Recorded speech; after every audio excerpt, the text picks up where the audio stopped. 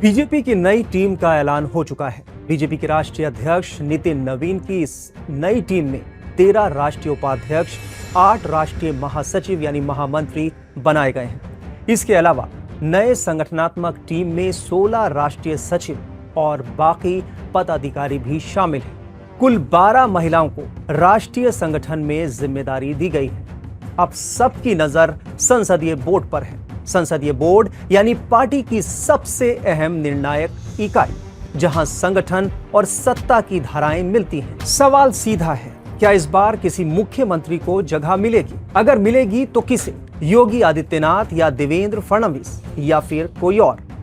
BJP में मंत्री बनना एक बात है, संसदीय बोर्ड में पहुंचना दूसरी बात। यहां पहुंचने का मतलब है आप पार्टी की सबसे अहम मेज पर बैठ गए। मुख्यमंत्री रहते इस बोर्ड में रहने का बड़ा उदाहरण खुद नरेंद्र मोदी है। बाद में शिवराज सिंह चौहान भी इसमें रहे।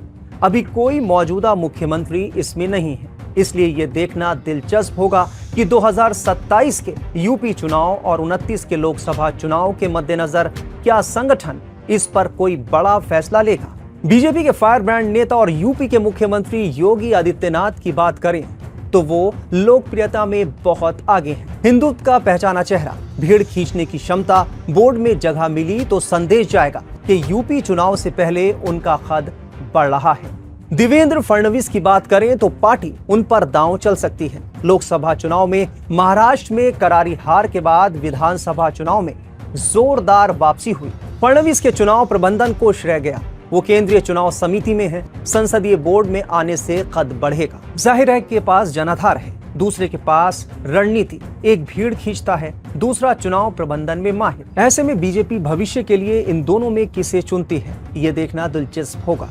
बीजेपी की नई टीम तो बन गई, अब अटकलें हैं कि मोदी सरकार में भी बड़े फेरबदल हो सकते हैं। चर्चा तेज है कि प्रधानमंत्री नरेंद्र मोदी अगले कुछ दिनों में केंद्रीय मंत्रिपरिषद में बड़ा फेरबदल कर सकते हैं। कहा जा रहा है कि संगठन की नई टीम तो महज ट्रेलर है, इससे बड़े बदलाव तो मोदी टीम में दिख सकते हैं। कई नए चेहरों को जगह मिलने के साथ ही मौजूदा मंत्रियों के मंत्रालय भी बदले जा सकते हैं।